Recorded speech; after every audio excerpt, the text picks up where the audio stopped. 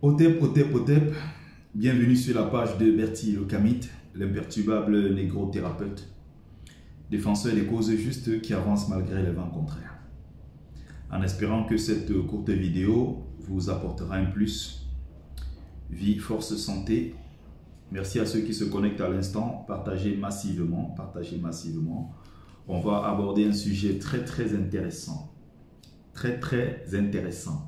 Concernant ici la célébrité, le célébrissime Maître Gims, lors d'une interview à We Hustler sur une chaîne YouTube, il a dit ceci exactement. L'Afrique a peuplé l'Europe avant les Européens. L'Empire Couche ici, entendez par Couche, l'ancienne Nubie, c'est-à-dire le Soudan actuel. L'Empire Couche a connu l'électricité.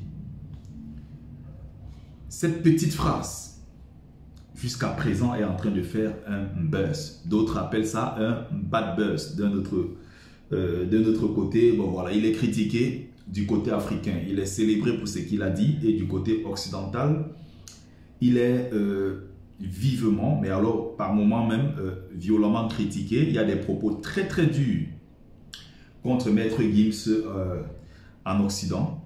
Il y a des gens qui ne supportent pas cela. Il y a des gens qui d'ailleurs ne comprennent même pas d'ailleurs que justement cette partie raciste de l'Occident en général, qui ne conçoit pas que une civilisation, d'ailleurs la civilisation la plus brillante de l'histoire de l'humanité, soit une civilisation non seulement africaine, mais surtout une civilisation noire. Donc les Occidentaux, pour beaucoup, ils sont choqués en se disant, mais qu'est-ce qu'il raconte Maître Gims? Alors, Maître Gims ici n'est pas un historien. Maître Gims est un célébrissime artiste, donc on l'attend sur quel terrain? Évidemment, on l'attend sur le terrain artistique. Partagez cette courte vidéo, partagez. Donc, on attend Maître Gims sur le terrain artistique, qu'il déploie son talent comme il sait très bien le faire sur le plan musical. Mais on a remarqué aussi, et c'est son droit, qu'il s'intéresse de plus en plus à plusieurs autres thématiques. Sauf que je pense qu'il est brillant musicien, mais sur le plan historique, il devrait faire un peu attention. Ce qu'il dit est une évidence. Hein? Ce n'est pas faux ce qu'il a dit. Sauf que je pense que toutes ces polémiques, ça prend une ampleur, non seulement parce que chaque mot prononcé par Maître Gims est suivi avec beaucoup d'attention, est disséqué. Il aurait pu pour se dédouaner, non même pas se dédouaner, il aurait pu pour donner plus de lumière à ce qu'il fait, à donner plus de lumière d'ailleurs aux illustres penseurs et savants africains, il aurait juste fallu que Maître Gims, à la suite de son propos, dise que j'ai appris cela par exemple du grand maître Cheikh Anta Diop. Il aurait fallu qu'il cite même les suivants de Diop. Il aurait pu citer le brillant Théophile Obenga de son pays, le Congo. Rive gauche, rive droite, c'est pareil. Il aurait pu citer tous ces gens-là qui ont travaillé profondément, n'est-ce pas, pour redonner cette fierté à l'Afrique. Ceux-là qui ont bâti, qui ont construit en quelque sorte la conscience historique actuelle que vous voyez s'étendre à travers le continent. Cette prise de conscience-là n'est pas le fruit d'un hasard, c'est justement parce qu'il y a des gens qui ont travaillé bien avant. C'est justement parce qu'il y a des gens qui ont fait un travail très profond sur cette question. Cheikh Anta Diop et autres. Il aurait juste fallu que Maître Gims dise « Je vous envoie, n'est-ce pas, chercher les références Cheikh Anta Diop et autres. » Ça aurait été parfait. Ça aurait été parfait. Non seulement il aurait donné de la visibilité un peu plus à ces illustres penseurs, savants, il aurait poussé la jeunesse africaine du continent, la jeunesse africaine de France et notamment la jeunesse noire à travers le monde à s'intéresser davantage à ces questions-là en allant chercher qui est Cheikh Anta Diop, en achetant des bouquins de Cheikh Anta Diop. Et derrière Cheikh Anta Diop, ils allaient découvrir beaucoup d'autres personnes. C'est souvent ça un peu cet égoïsme des Africains. C'est qu'on n'est pas dans un domaine, on a appris quelque chose, ce n'est pas son domaine, au lieu de citer les références de ce domaine-là en disant « je vous envoie confère tel » et revenir dans son domaine de prédilection qui est la musique, revenir dans son domaine fondamentalement qui est la musique, il aurait juste fallu faire ce genre de petite communication simple. Il serait passé à autre chose. Et ceux maintenant qui veulent en savoir plus auraient cherché à savoir qui est Diop, qui est Obenga et autres. C'est un travail phénoménal. Il a jeté un pavé dans la mare. Beaucoup l'ont fait avant lui, mais ça a toujours beaucoup plus d'importance. Ça a une portée mondiale quand c'est Maître Gims, parce que Maître Gims touche des millions, voire des milliards de personnes à travers le monde entier. Il aurait juste fallu faire ce petit travail-là, c'est tout. Donner de la lumière, de la visibilité aux autres. Au lieu de vouloir défendre, apporter des arguments, des arguties, des trucs parfois qu'on ne maîtrise pas. Il a fait un très très bon boulot. Ce qu'il a dit là, scientifiquement, historiquement, on peut vérifier. Ce n'est pas la première fois, ce n'est pas seulement parce que c'est l'Égypte. On peut aller même jusqu'en Éthiopie. La Libella, dans les grottes de la Libella, il y a pratiquement 20 temples, 20 églises à l'intérieur. Ça fait partie des 7 merveilles du monde. La Libella, à l'intérieur, il y avait des lumières. Et jusqu'aujourd'hui, les gens cherchent à comprendre comment, à cette époque, ils ont pu alimenter. Comment il y avait de l'électricité à l'intérieur. Et un peu partout sur le continent, c'était électrifié. Ce qu'il dit n'est pas faux, sauf que on sent toujours dans cette façon de vouloir attaquer l'Occident ce but-là inavoué de couvrir le monde arabo-musulman. C'est ça le problème de Maître Gims. D'un côté, il est très bon, il dit des choses très intéressantes. Mais pour quelqu'un qui sait lire ce qu'il fait, il y a cette volonté d'un côté de toujours attaquer l'Occident, attaquer notamment la France qui est son pays. Il est parti du Congo, je rappelle, il n'avait que 3 ans, donc il n'a pas de souvenir du Congo en tant que tel. Il n'a pas de camarades, d'amis d'enfance. Il a grandi en France, la France est son pays. Même s'il essaye de montrer qu'il est congolais, fierté congolaise, il n'en est rien du tout. Ça dit que c'est ce genre d'enfant noir de France et islamisé qui va tout dire, le mal qu'il pense de la France occidentale, notamment chrétienne, sans toutefois dire et parfois même ignore complètement ce qui a été fait par le monde arabo-musulman en Afrique et qu'il continue encore de faire. Le même qui critique tout le temps la France, Maître Gims, le même qui trouve des choses à dire, à redire sur la France, soit qui est raciste, la France qui est ci, qui est ça, il coule des beaux jours, il se la coule douce au Maroc, qui est un pays africain, certes, mais de tradition, de culture également, arabo-musulmane, même s'il y a une forte part d'africanité, berbère et autres amazirs dans ce qu'ils font. Mais le même Maître Gims, les gens ne se posent pas la question.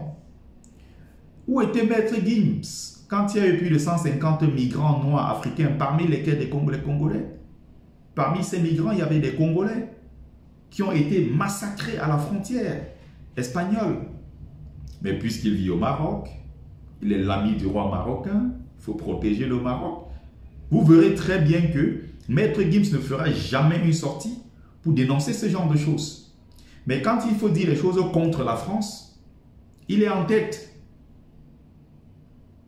Donc, le même Maître Gims, il y a le terrorisme en Afrique qui est financé par le Qatar, financé par l'Arabie Saoudite, ce gouvernement wahhabite, qui finance le terrorisme en Afrique, qui massacre des Noirs au Yémen. Gims ne dira jamais rien, parce qu'il est question d'un côté de protéger l'islam, il est question d'un côté de protéger le monde arabo-musulman, tout en crachant sur le monde occidental, qui lui a tout donné. Au concert de Maître Gims, quand il remplit le Stade de France, il y a 100 personnes dans ce concert. S'il y a 100 000 personnes, il y a 90 000 blancs. Il y a 90 000, 60 à 70 000 Français. Et c'est sur ces mêmes Français qu'il crache. Il faut voir comment lui communique. Il y a toujours cette façon-là, cette volonté manifeste même d'ailleurs, de protéger toujours l'islam, de protéger le monde arabo-musulman, et toujours être en train de cracher sur la France. Pendant ce temps, Les pays arabes eux-mêmes sont en train de s'ouvrir au reste du monde. Mais le néo-converti à l'islam récent veut se montrer plus musulman que ceux qui sont nés musulmans. Ou alors qui sont même des pères détenteurs même de l'islam. Voilà comment ça fonctionne avec ce genre de personnes, les maîtres Gims. Je ne sais plus, c'était il y a peut-être 1 an ou 2 ans de cela. C'est le même qui disait, il était énervé, il s'offusquait du fait qu'on lui souhaite bonne année, on lui souhaite joyeux Noël et autres. Il disait, frère, laissez-moi avec vos histoires, ça ne m'intéresse pas. Frère, il faut qu'on se concentre sur nos choses. Le prophète Mohammed, sallallahu alayhi wa sallam, il a dit ceci, il a dit cela. Laissons-le dans les choses. Ne me souhaitez pas bonne année, ne me souhaitez pas joyeux Noël. Ça ne m'intéresse pas ce genre de choses. Faisons nos choses entre nous. Laissons-les là, dans leurs choses. Qui tient ce discours? C'est Maître Gims qui tient ce discours contre la France. La France qui lui a tout donné. Il crache dans la soupe aujourd'hui parce qu'il veut protéger le monde arabo-musulman. Voilà le problème de Maître Gims. Pendant ce temps, le siège même de l'islam, qui est l'Arabie Saoudite, est en train de s'ouvrir sur le monde entier, permet l'arrivée des chrétiens massivement qui viennent investir là-bas. Ils vont organiser les jeux. Ils ont fait une sorte d'exposition mondiale. Ils sont en train de tout faire comme le Qatar pour attirer tout le monde entier chez eux. Ils ouvrent des écoles où on voit des chrétiens, des animistes débarquer de partout dans le monde entier pour venir en Arabie Saoudite étudier. Pendant le Ramadan, en Arabie Saoudite, il y a des endroits où les gens, des chrétiens, ils mangent tranquillement, ils boivent, ils dansent. Personne ne vient les embêter. Les mêmes Saoudiens sont là, il y a le Bahreïn à côté, l'Arabie Saoudite, il y a un pont qui sépare. On appelle ça le pont whisky. Donc les mêmes Saoudiens qui font les prières en Arabie Saoudite, très concentrés, de lundi à vendredi, ils sont très concentrés. Dès qu'ils finissent la prière, le vendredi soir, qu'est-ce qu'ils font? Ils traversent juste le pont, on appelle ça le pont Johnny Walker ou le pont whisky. En face à Bahreïn, il va se saouler la gueule. Il couche avec des putes, il fait tout ce qu'il a fait comme saleté à Bahreïn. Et le dimanche soir, il reprend sa voiture, demain il revient en Arabie Saoudite. Il redevient concentré. Donc ce qu'on l'empêche de faire sur son propre territoire, il va le faire juste à côté et c'est légal et c'est connu. L'Arabie Saoudite s'ouvre au reste du monde.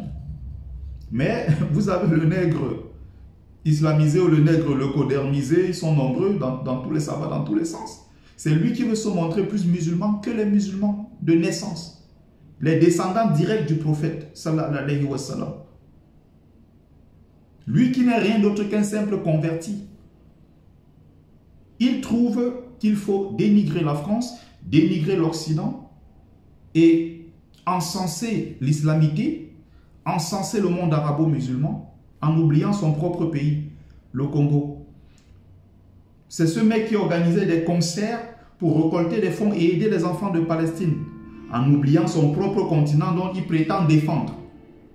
Le même Maître Gims, avec tellement de pression aujourd'hui, j'ai vu d'ailleurs la dernière fois, je crois, il a annoncé quelque chose de ce genre, des fonds qui vont être récoltés pour des enfants à l'est du Congo. Combien de fois on a crié sur Maître Gims?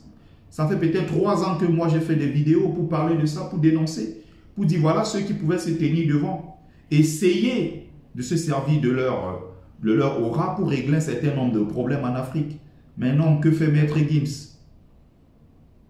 Ce sont eux qui ont battu campagne ici pour récolter des fonds. Pareil que Omar Sy, récolter des fonds pour aider les Rohingyas musulmans. Mais dans son propre pays, la Mauritanie, pays d'origine, je crois, de sa mère, Mauritanie, le Sénégal et tous ces pays-là, il y a de la merde là-bas au quotidien. Vous avez entendu un seul jour, il a dit un mot? Non, ça ne les intéresse pas. Voilà comment ce genre de personnes fonctionnent. Il faut essayer de les comprendre. Si vous n'allez pas au fond, vous ne comprendrez pas. Et donc, à juste titre, pour revenir sur, je vais dire, le sujet du jour, oui, ces grands royaumes couchent, que ce soit l'Égypte antique et autres. D'ailleurs, moi, j'étais allé au musée du Quai Branly. Il y a une vidéo, d'ailleurs, que j'avais réalisée étant là-bas. Vous voyez l'Afrique. Mais l'Égypte est complètement détachée de l'Afrique. Pourquoi? Parce que l'occidental ne peut pas admettre que cette civilisation la plus brillante de l'histoire de l'humanité soit une civilisation africaine et une civilisation noire. Donc quand vous allez au musée du Quai Branly, la vidéo est sur ma chaîne YouTube, Bertie Lokamit. Ils ont détaché l'Égypte et ils ont rattaché l'Égypte à l'Orient, comme pour dire que la civilisation négro-égyptienne est une civilisation de l'Orient, pas africaine. Alors que si on se base évidemment sur les pyramides, il y a en tout une dizaine peut-être de pyramides en Égypte, les plus connues. Mais tu as pratiquement 30 à 40 pyramides. Il y a plus de pyramides au Soudan qu'en Égypte. Et la plupart de ces rois, une bonne partie du moins de ces rois qui ont dirigé l'Égypte, ces grands pharaons, sont venus tout simplement de Couche. Ils sont venus du Soudan actuel. Donc, les maîtres Gims comme ça, il faut les écouter, mais pas seulement leur discours.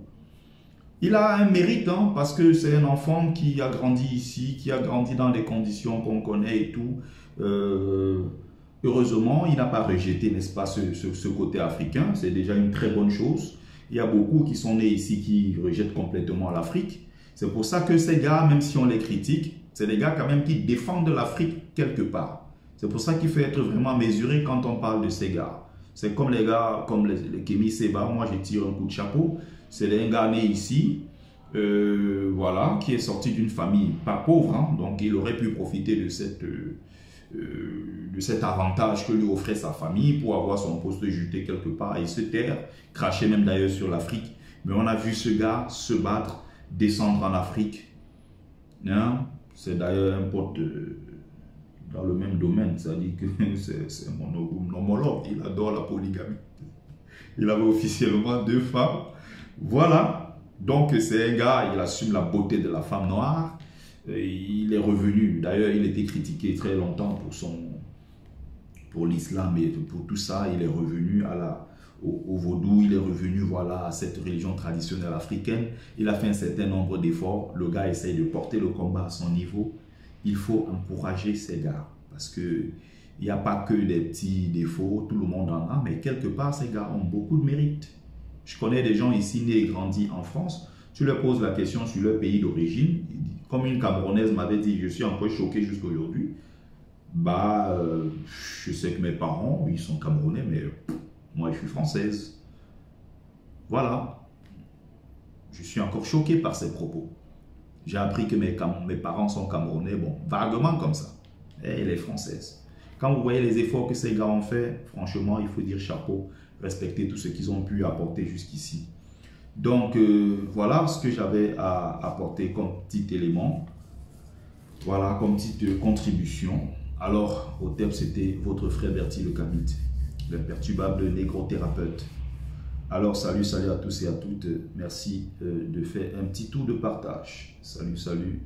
Il y a quelqu'un là qui me bombarde avec les cœurs. Ouh là là, merci en tout cas.